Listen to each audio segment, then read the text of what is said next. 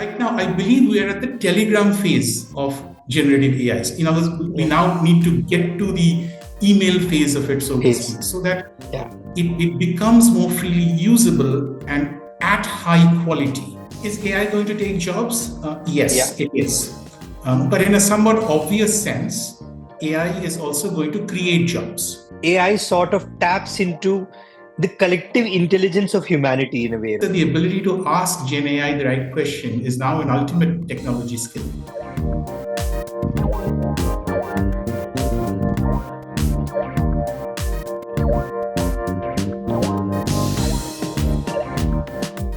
Hello and welcome to another episode of Our Own Devices. As is our promise, you get to learn something every time you listen to one of our podcasts. And again, we are actually going into some great learning this time.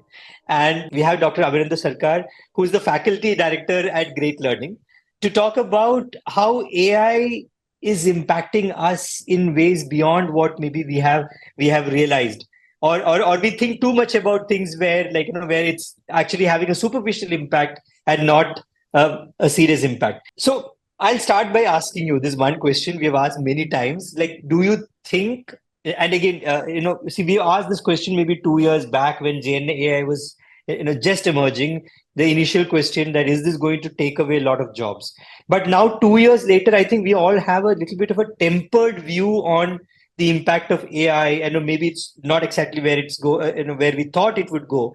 But if I ask you this question now, how would you react? Is AI going to take jobs? Yes, it is. But in a somewhat obvious sense, AI is also going to create jobs. And quite obviously, it's going to create jobs in the workspace, but it's also going to create jobs from the perspective of skilling people for newer jobs. In other words, its impact is not going to be seen right now in the changes that it's doing, but its impact in the workplace is also going to be seen in how we train people leading into the workplace in the future. And we're just about figuring that out. So let's come to the moot question of academics. How is AI, and AI, I think, has literally percolated academics at many levels, right? And just to give you an anecdotal thing, my sister teaches in the US, and she was saying she has to be doubly cautious, and this is maybe undergrad level, but every single thing that's submitted, you have to be extra cautious. You maybe need to use an AI filter to figure out whether this is written by humans or not. But is that a real threat? How our education systems are sort of devised so far. So I think, Nandagopal, that's a question of interpretation. So I'd like to think of the glass as being half full as opposed to half empty. So I'd like to think of it more as an opportunity than as a threat. As an example, let's suppose that we are 40 years, 50 years ago, and we would be going to a library and we'd be pulling a book out and we'll be seeing, okay, what can we do about it? My mother, for example, wrote her PhD thesis that way. She had to stencil data on graphs, etc., and do that. But today we look it up on a computer. And we are perfectly okay with that. We don't necessarily look at primary sources, so to speak. And we've become accustomed to looking up information on the web.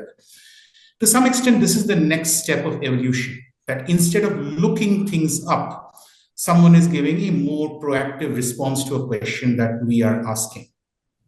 So I tend to think of this more as an opportunity, as a way to have another source of information other than simply searching online.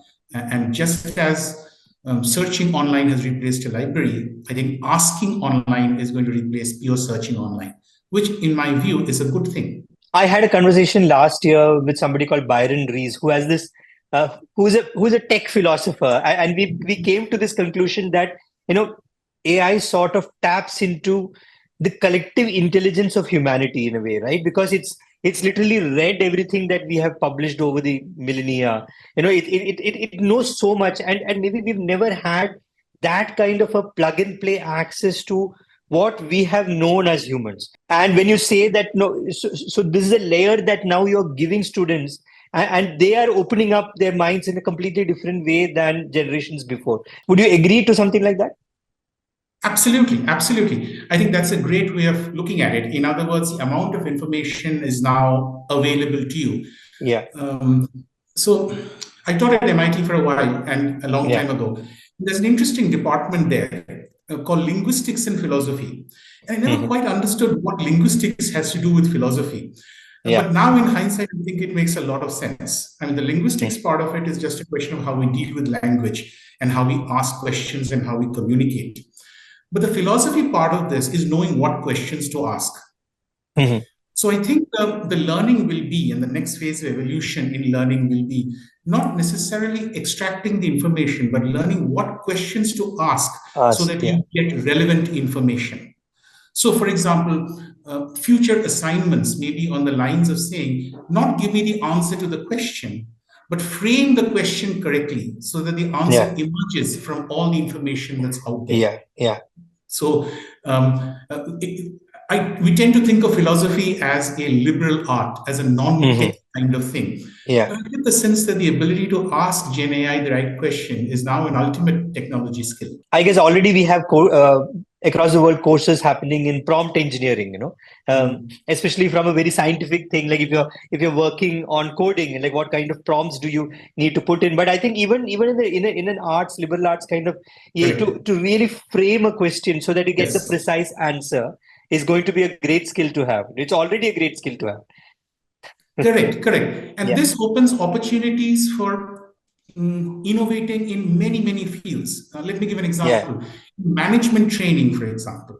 So one of the challenges in management training, and I teach in, and we teach in as an organization, many of our MBA programs, is how to balance between things that are quantitative, let's say accounting, where there is a formula that you might want to use and calculate income statements, etc., and something that's more subjective, something that's a strategy question or a marketing question or something of that sort. And there, the challenge is that how do I even frame what a right answer is? And students and learners often say that, this is correct. This is a global company. And we might argue, no, this is an international company, and somewhat trivial arguments. But here we now have the ability to say, okay, however you define the question, you don't have to spend a lot of time doing the research and framing it. Frame the question correctly, get a certain subjective answer, see whether you agree with it, reframe the question, get a different point of view, put these points of view together, and put that together. In other words, it is giving a shorter route to critical subjective thinking. And that, I think, is a huge skill to have. And if we can find a way in which that gets percolated down to a larger set of students and learners, that's a big contribution indeed. On the other side, like, AI, we always see that, as we mentioned, a lot of information, but it also synthesizes the information. It gives you a distilled view, right? But is that taking away the human ability gradually? And again, it's an evolution, not going to happen right away. But do you think that our ability to maybe look at a lot of data or to read a lot and to synthesize that information will go away if we sort of outsource this skill to computers? I think that's a great question. I think people like Howard Gardner and many others have talked about the synthesizing mind. In other words, the synthesizing mind and the creative mind, is that it's going to be impacted by doing this? And I think you are right to an extent that we are losing or going to lose the ability to synthesize information in ways that make sense to us. And certainly, if we are outsourcing the ability to create, and outsourcing the ability to synthesize information, then we lose certain skills. Now, the point is that are these higher order skills that we need to be able to maintain, and to whom is this critical thinking going to be devolved with? Many societies, for example, many ancient societies to some extent, reserved the privilege of critical thinking and creative thought and synthesizing to very limited proportions of their populations. And slowly we evolved into saying that no, with the publishing of books, with traveling teachers, etc., education democratized and broadened. And I think that will persist, but it is going to create a newer set of people who are skilled in synthesizing information and creating information that is always a step ahead of generative AI. This is something that people who are creating generative AI are very conscious of. That in some way are the creators of generative AI. for example, people in leading universities in the West, etc., a step ahead of what they are creating? And do they know something that generative AI itself does not know? So I hope that they will remain a cadre of people whose ability to synthesize, whose ability to think ahead of the curve is going to be more. And maybe the way to think about that is that we look forward to a generation of students and a generation of thinkers who can process diverse queries that may not have been connected in the database, the corpus that the AI is using. For example, connect ideas in, I don't know, chemistry and consciousness, using ideas in quantum chemistry in order to figure out, do communication channels in the brain using chemical principles lead to greater levels of consciousness? A really weird thing to think about. Yeah. But that kind of synthesis may not be there in the literature much. But it frees up human imagination to be able to think at that level instead of at more mundane levels, where now we can automate by search and by simple review, as you were suggesting. So I think it allows for that next step. Yeah. So are you envisaging a way or a journey for humanity in which, how skill development happens, right? Like, even that changes, education, like how academic, academic platforms are created. Everything sort of changes because we have to evolve with this kind of a, path-breaking new technology, which is changing everything we do. Absolutely. And some of that is in the details. In other words, what the details that we learn. As an example, my mother, when she went to school, she learned about how to calculate square roots and logarithms by hand. When I went to school, I didn't have to look at logarithms. I just had tables, but I still knew how to compute square roots by hand. My daughter doesn't know either of them. So she feels that, calculators are there and I don't need to do this. So the set of platforms that's available to students is constantly expanding. Therefore, the kind of things that they use in order to be able to learn is taking a quantum jump now. But this kind of a jump has happened in the past before. Centuries ago, when books came out and when websites came out, calculators came out. And this is just another step on this journey. Will it change the way a particular generation educates? Yes. And the problem is more on people like me, who might be dinosaurs in the business and having to change the way we teach. I'm entirely confident that the generation that's learning now will adapt very well and will figure out good uses for this technology, how to learn using it, and they will internalize the platform, much like maybe half a generation before that internalize the cell phone or internalize the tablet PC on how to leverage those for learning. So, I remember a conversation with the Coursera founder many years back where, he mentioned, and this is, I think, pre-pandemic 2018, if I'm right, where he said that AI is like electricity. It is going to be there everywhere. It will permeate everything we do. And I think we are maybe already in a stage where it has the potential to.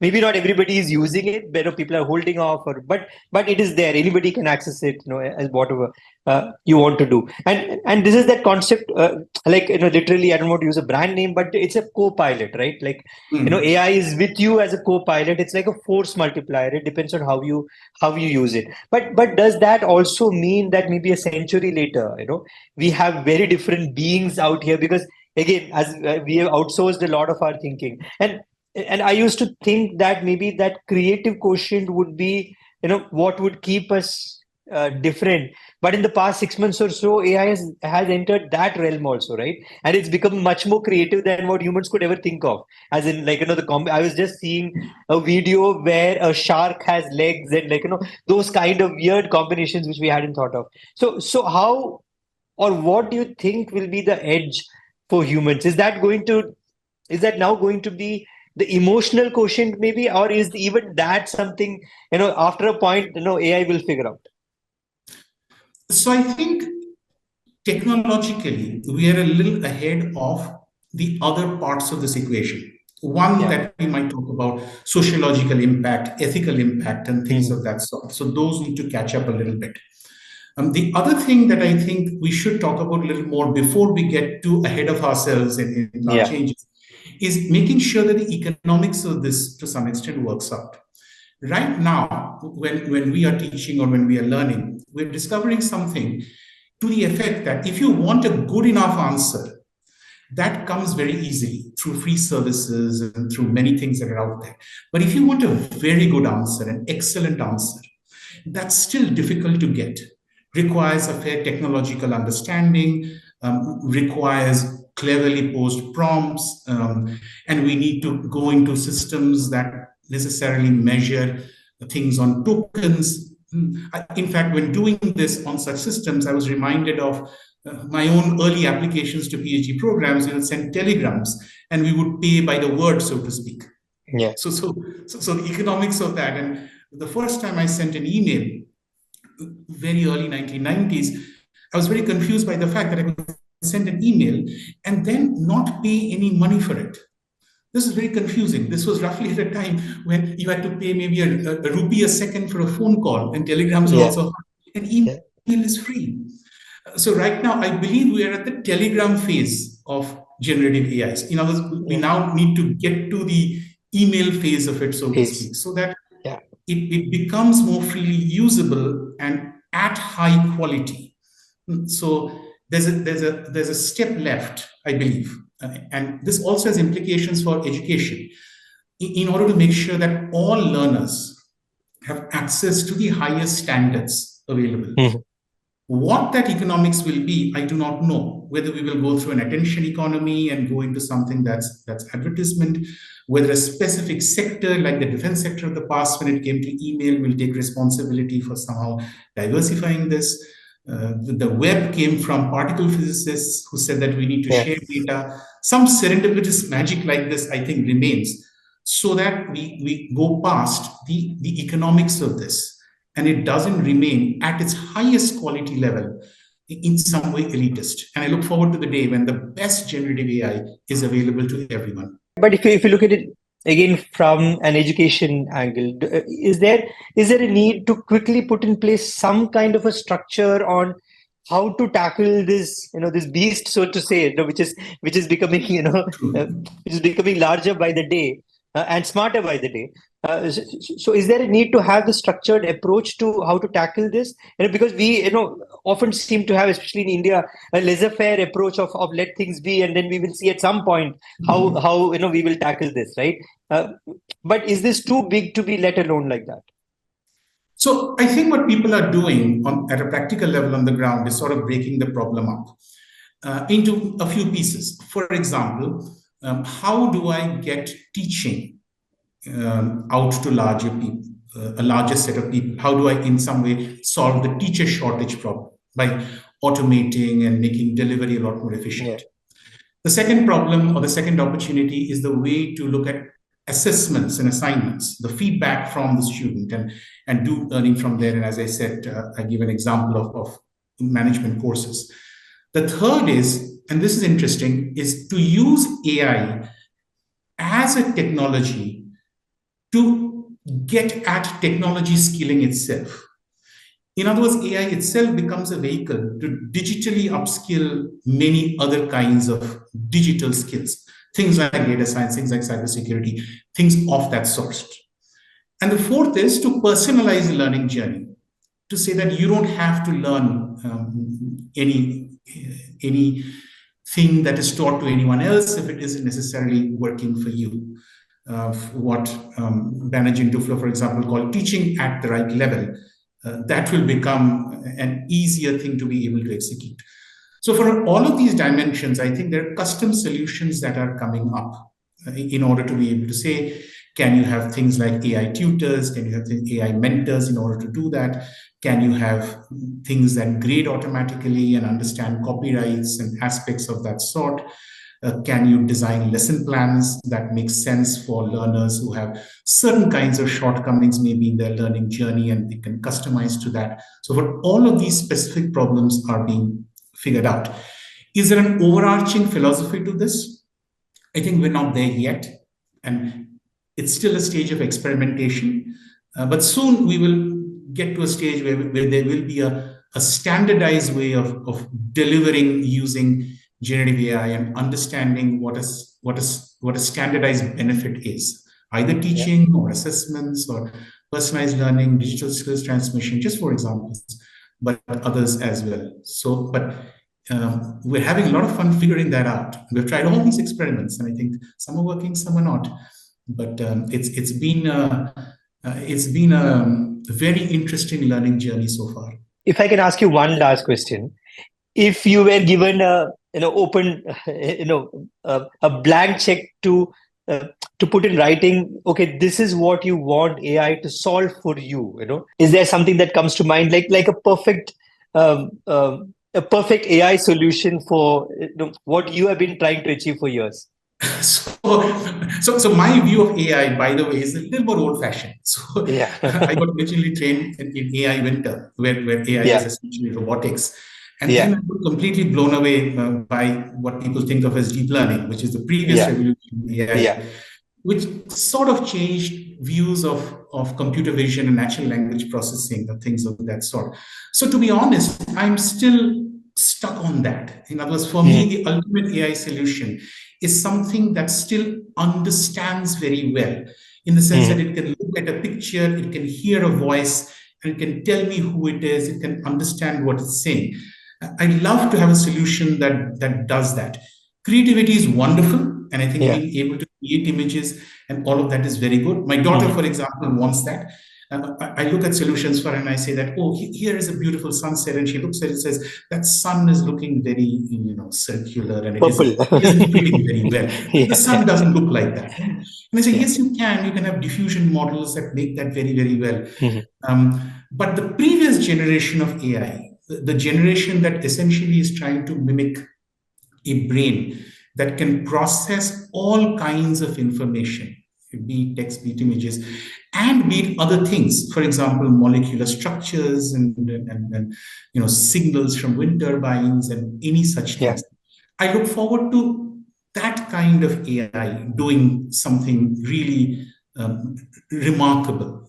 For example, being able to do extensive, let's say, crowd management in tourist spots, in figuring out this is where the problems are, this is what we'll do. And those are the solutions that in some way inspire me, so to speak. I'm thoroughly incapable of building them myself. But that's there for me. Generative AI is good, generative AI is cool, but generative AI has to develop a little bit more in order to stabilize itself technologically. And as I said, get a business model around it that's there. But there's a large legacy of AI that we should not forget, we shouldn't ignore. And say that kind of AI, the AI that understands various kinds of inputs that go into it, and can tell you what it is understanding. That's where I think that's what really, so to speak, drives my mission. And also, in a way, solves real world problems, right? Correct. Instead of creating new opportunities for creating problems. Yes, you solve a problem that we've put it very well, much better than I could have put it on the command. It solves a problem as opposed to telling you how others might have solved it by synthesizing an answer. Yes, absolutely. So to go back to that older form of what the promise of AI was and still is. So I hope that AI journey continues. And when I teach AI, I always try to emphasize on that. It's nice. I mean, ChatGPT is good, but let's think of the BC era as well. That is before ChatGPT, and figure out whether that is a place to be as well. But generative AI is exciting as well. I'm still learning a lot. Eventually, I'm going to get there, but by that time, I've moved away. It was fascinating talking to you, Dr. Sarkar, and thanks for being on the show. You're very welcome.